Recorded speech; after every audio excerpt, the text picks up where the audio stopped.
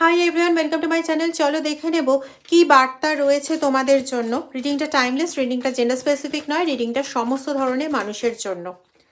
চলো দেখে নেওয়া যাক কি বার্তা আসছে। হর হর মহাদেব, ওম নমঃ শিবায়।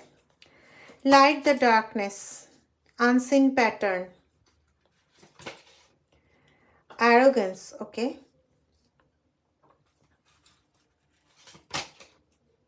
সেলফ রিফ্লেকশন, আচ্ছা,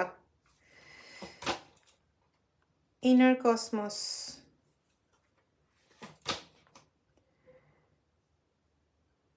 রিলেন্টলেস ক্রেভিং।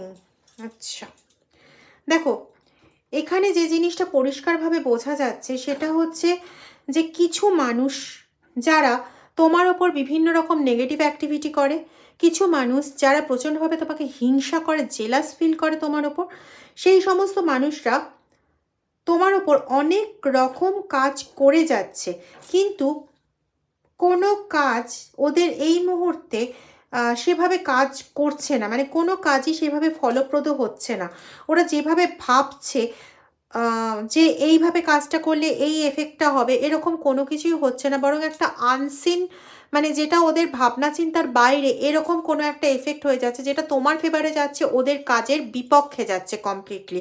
এবং এটাতে না ওদের মনে একটা প্রচণ্ডভাবে একটা রাগ, ঘৃণা, এই জিনিসগুলো, হিংসা, এই জিনিসগুলো জন্ম নিচ্ছে।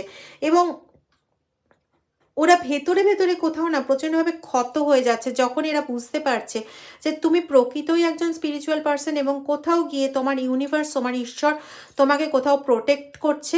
ওরা এত ক্ষতি চাইছে, তার সত্ত্বেও তোমাকে কোনোভাবে ক্ষতিগ্রস্ত করতে পারছে না। এটাতে না ওরা ভেতরে ভেতরে ক্ষতবিক্ষত হয়ে যাচ্ছে। আমি আরেকটা কার্ড নেব।